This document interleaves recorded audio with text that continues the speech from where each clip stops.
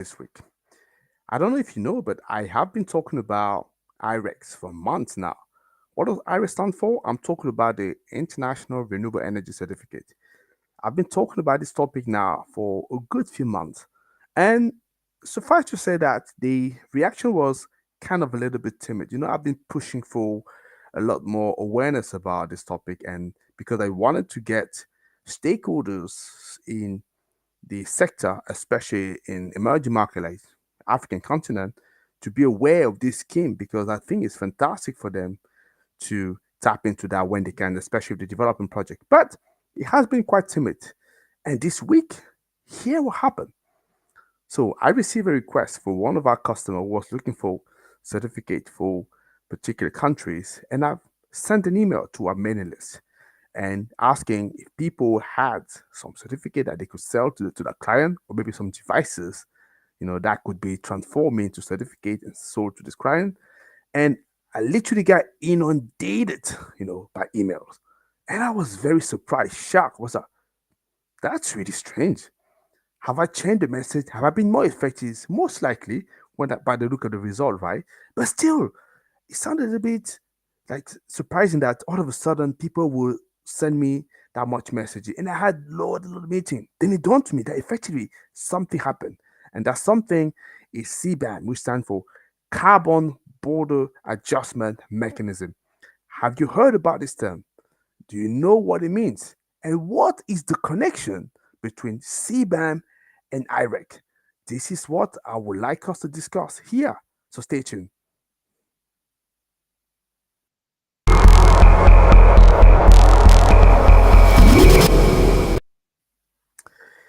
Hello again, my name is Tony Chiu, and I'm the founder and CEO of Renewables in Africa. So if you see me for the first time, all you want to know is that Renewables in Africa, our job is very simple. We raise awareness about renewables energy in Africa, but also across the globe, right? So very simple. If you are a project developer, if you are an EPC company, if you are a supplier or an investor, and you are looking to tap into the African country or to expand into it, I suggest that you reach out to me because I want to show you how I can 10x your return on investment. What investment? I'm talking about your investment on business development costs for you to get project from the continent. Yeah. So you're probably going to ask me, how are you going to do that? Whoa, I want to show you how with our awareness packages, which is helping you to boost your visibility and most importantly, to connect with your target audience. I want to show you how by using that, I can help you to shorten significantly your customer acquisition process. You have some doubt, you be skeptical, not a problem. Let me talk to you and let me show you what I've done for other people and how it can benefit you. Is it fair to say? Excellent. Now, let me come back to the topic of today. But before I do that, let me just remind people that we're actually broadcasting from multiple platforms. LinkedIn, certainly. So YouTube, Facebook, X. If you're joining from any of those platforms, make sure that you subscribe to the platform. Make sure that you leave a comment and make sure that you also share with people that you know. This is the way you are contributing to make sure that we can take the renewable energy revolution much, much further. Yeah, that's what we want to do. Now, let me come back to the topic of today, which is the CBAM, the Carbon Border Adjustment Mechanism. So I don't know if you heard about this term before, or if you know what it means and what is the correlation with IREC. If you don't know, I recommend that you follow very, very carefully because I'm about to explain to you why it is so important for you and why you need to be paying attention to that, especially if you are in the sector and you're thinking about importing your goods into Europe, or if you are exporting as well your good into Europe, you want to pay attention because this is for me really a game changer. So let me share with you a video that explain what it's all about, and then we're going to come back and we carry on the conversation. Yeah, if that's fine, that's okay. Let me just share my screen right now, and we can go through the video.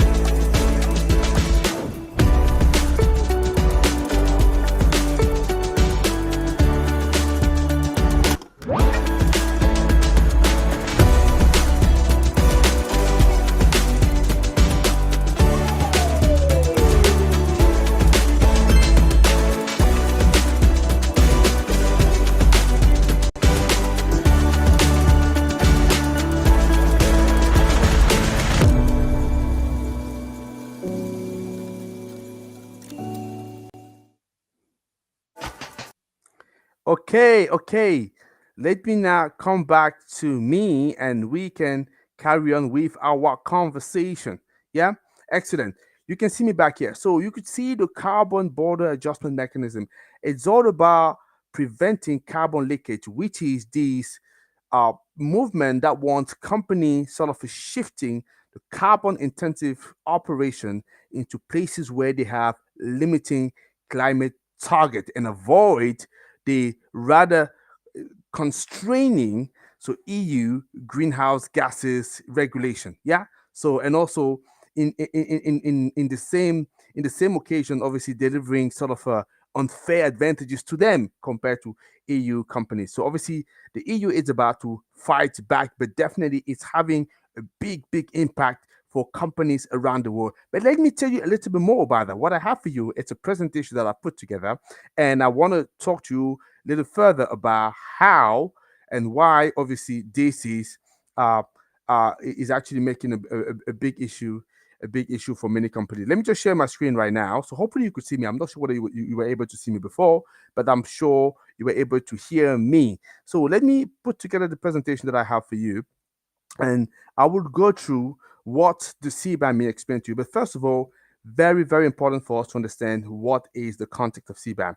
So CBAM definitely comes after, let's say, a set of steps that the EU has taken to really raise the bar really high, because with the EU Green Deal that was actually put together in 2020, so the EU clearly stating that they aiming to be the first climate neutral country by 2050, and they want certainly to reduce the emission by 30% by 2040.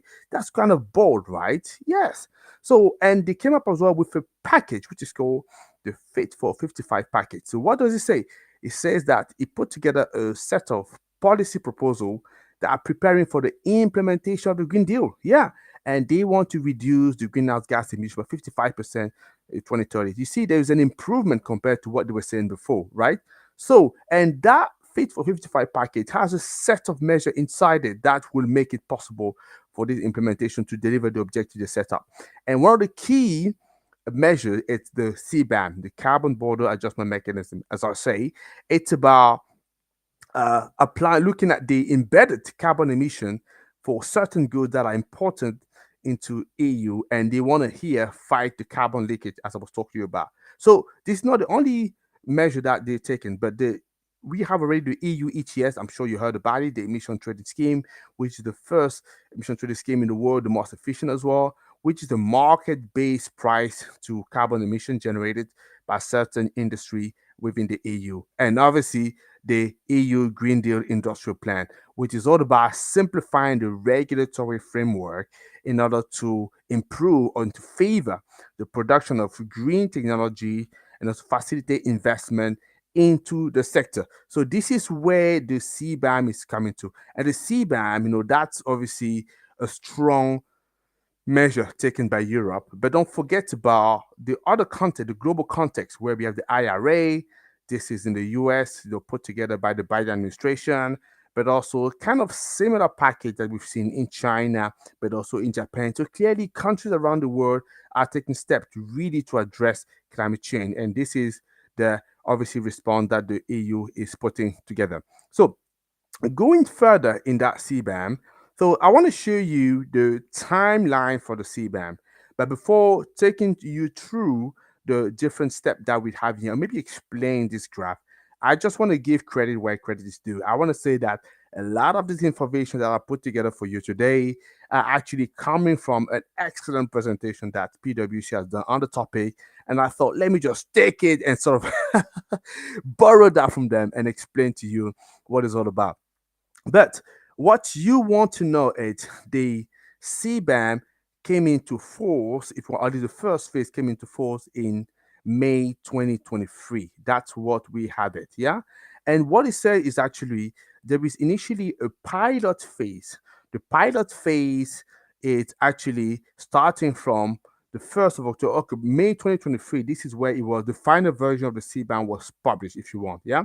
But what it says is actually there is a pilot phase that commences on the 1st of October 2023. So it happened already, all the way to the 31st of December 2024. So you have like a little bit more than a year to apply that.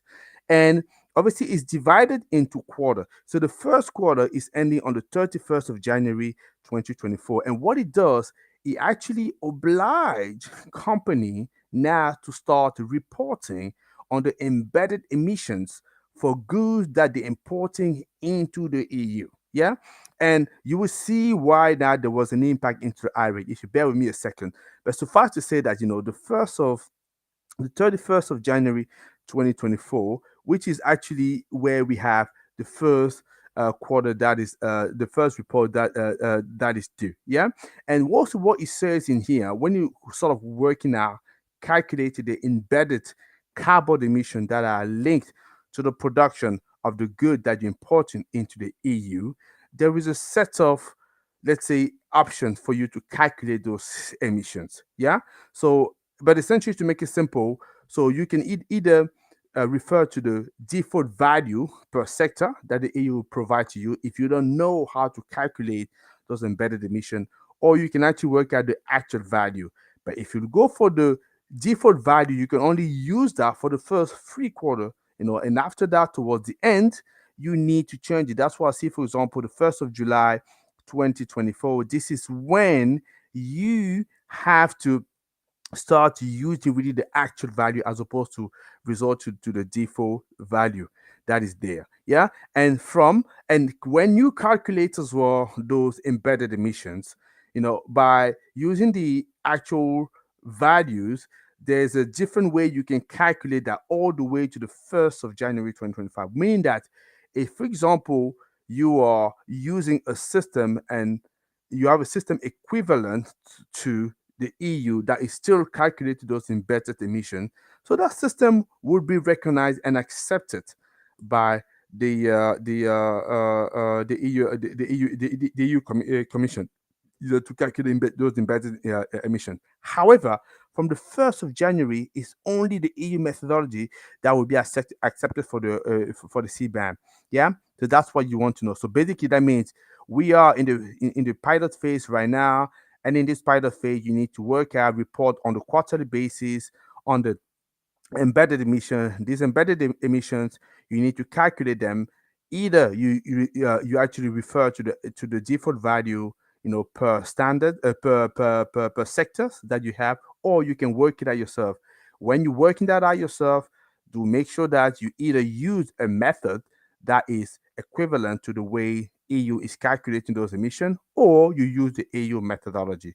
But bear in mind, from the 1st of January 2025, it's only the EU methodology that will be accepted, right? And as I say, we're still in the pilot phase, right?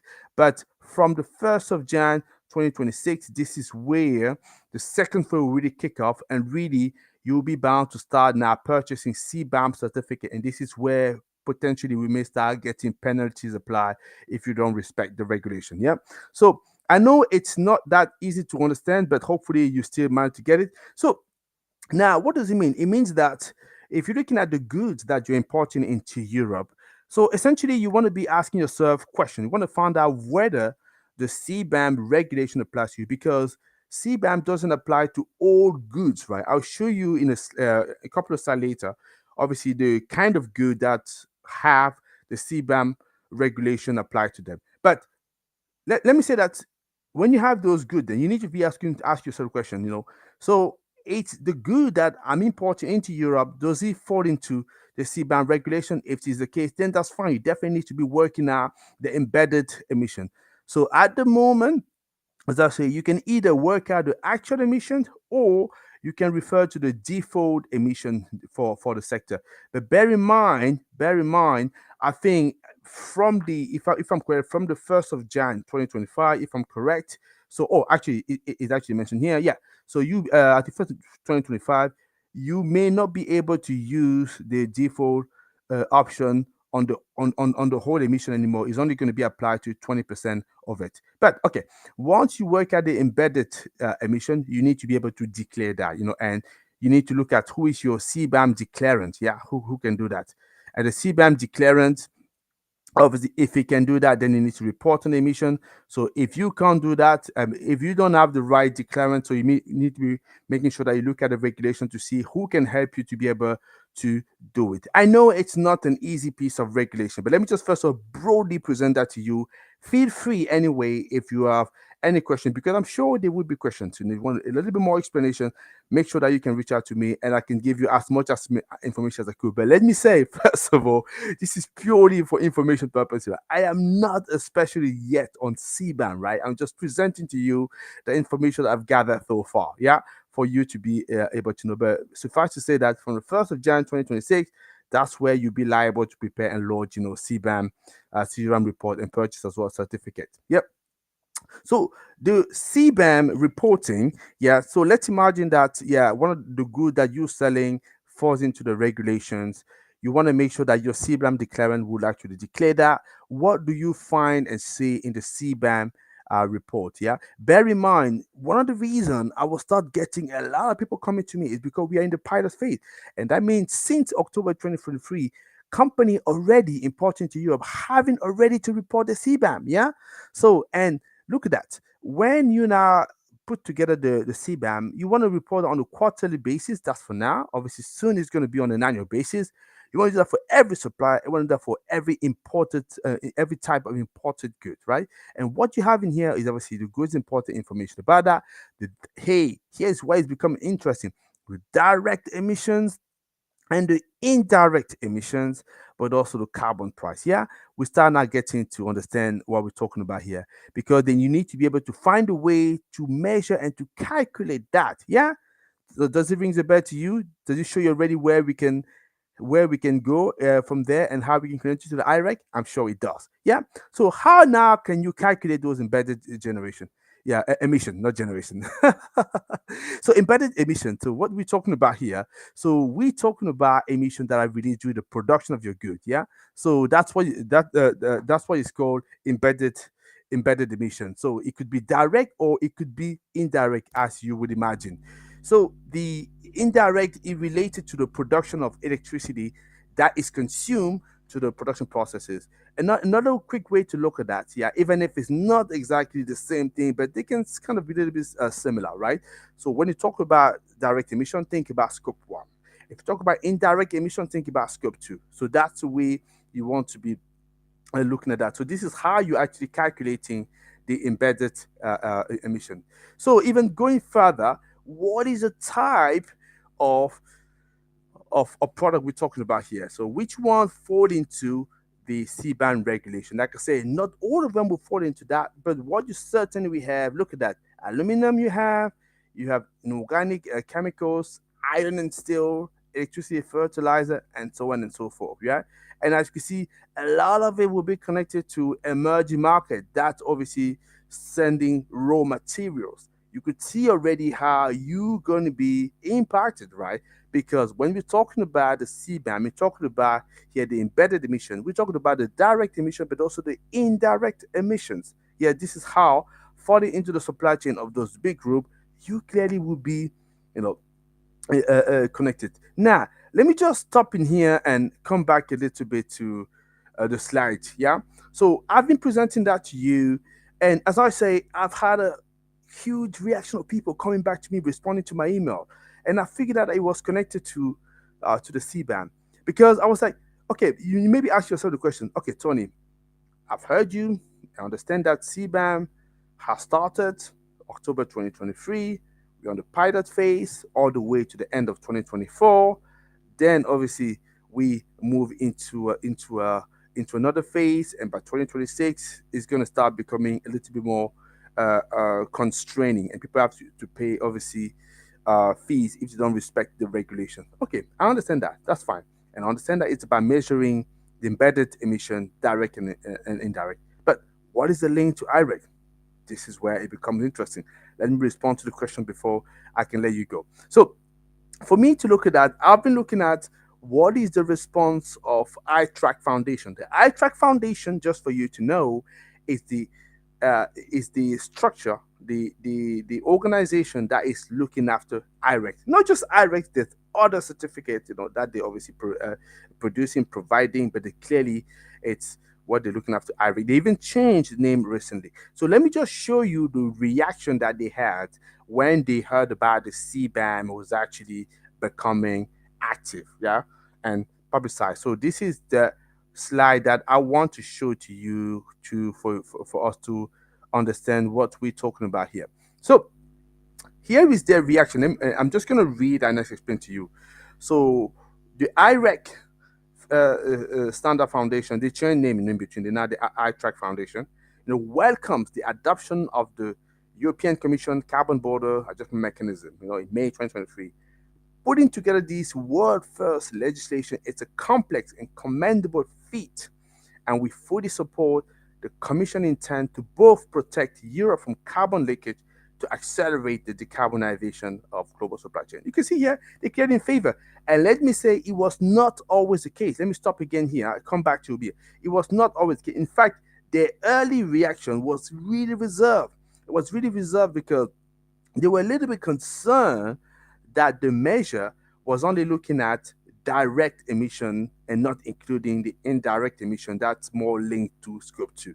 And they were thinking that, okay, this is not going to encourage companies to really track the full supply chain, decarbonize, and also increase the production of local renewable energy, right? So obviously, like many things, like it will sometimes happen in the consultation phase. They obviously log their complaint, so lobby and reach out to the commission, and it looks like they've been heard. Now they seem that they're fully happy with what with what they're seeing. Let's carry on and still looking at the reaction. I want to show you some other part and explain to you where we get the IREC coming into board. So the commission has made clear that CBAM, a commodity producer, will have the option to using. That's what actually is in the into the text. Will have the use either using default emission factor for electricity emissions or applying actual indirect emission if they can prove that they can prove a direct physical link or power purchase agreement with a renewable energy producer for an equivalent amount of electricity used in their commodity. Yeah, that's very interesting. So let me explain what this paragraph is saying. So you know that you need to calculate the direct but also the indirect emissions. Yeah. So how would you do that to calculate the indirect emission? Here, the commission is saying that you know, you could actually demonstrate that you have a power purchase agreement with a renewable energy producer for an equivalent amount of electricity used in their commodity production. Yeah. So that means if you can demonstrate you have a power purchase agreement or a form of power purchase agreement, this is a way for you to work out that to demonstrate that you've worked out what is the calculation of the emission, the indirect emission that are produced by the production of your good. And it goes further to say that we believe that the Commission definition of PPA provided in Annex 4 would be interpreted broadly to include any contractually defined emission ownership between the energy producer and user. It is useful to note that the term PPA is not always applied consistently across the world. What is clear though is that all PPA rely on energy attribute certificate to provide the renewable claims. Yeah. So in order for you to justify that you have a PPA that is producing a set amount of of emissions, so and make sure that you're also able to avoid a set amount of emission. So you have to produce. You can actually showcase that you have an EAC. That means you have a REC, an International Renewable Energy Certificate, or any REC in the world wherever there's a REC system. If you demonstrate that you have a REC, it shows that, hey, this is how I'm demonstrating to you that I have a PPA with this supplier, and I can demonstrate that my production is maybe 50%, 60% clean, meaning that this is the amount of emission that I'm avoiding, yeah, because I'm using clean energy. And I can back this up because I can show you the energy certificate, yeah, that I have purchased. This is how you now connect, the direct emissions with the IREC connecting as well with the CBAM. Yeah, so that is where the connection is coming into play. So essentially, you now understand why the IREC Foundation is kind of bullish, because this will clearly favor the production of renewable energy generation because of the regulation, the levy, the CBAM levy that is now into application of the pilot phase is going to be requiring companies to make sure that they meet the regulation in terms of in terms of carbon prevention, greenhouse gas prevention, and they need to demonstrate that they've calculated their embedded emissions. And the idea for you is to have an emission level that actually meet the EU regulations. And for you to demonstrate that, one of the best way to do it is also to show that obviously you have an renewable energy certificate that sort of substantiate the claim that you'll be making. Yeah. So it's as simple as that. Hopefully, it makes a little bit sense. If it's a little bit more too complex, not a problem. Do reach out to me and we can talk further about that. So that is what I wanted to say. So clearly, that is the reason why all of a sudden people were reaching out for me, because now we are into the pilot phase. So people now, company now having to adjust, because yes, it's going to take some time before this full regulation comes into force and is properly applied, but clearly company needs to adjust to that. And because of that, all of a sudden they will become receptive to the fact that they need to demonstrate, yeah, that they're using a lot more cleaner a cleaner operation to produce their goods. Yeah, they want to showcase that they are decarbonizing. One of the best way for you to do that is to showcase that you have enough renewable energy certificate, in our case IREC, to substantiate your claim. Hopefully it makes sense now. So great to be able to talk to you and then to explain that. But as I say, the key question always is like, how are you now aligning into that? Are you definitely making sure that you are prepared for this whole regulation? Yeah. And also, if you are a producer of renewables energy, power generation, look at the message that I have, scrolling across. Yeah, where I'm saying, if you have a power plant of assets generating renewable energy, I want you to be reaching out to me, because I like you to take part in this fantastic opportunity that's open up for me. Yeah, because there's going to be more and more customers, more and more buyers that have been looking to purchase renewable energy certificate, and they can only purchase that if there's enough people like you producing renewables energy with your asset and able to engage with the market. So that's what I have to say for today. So hopefully it makes sense for you. So I see you tomorrow. One day, one concept idea. But for the time being, guys, pleasure to be talking to you, and you have a great day. Take care. Bye bye.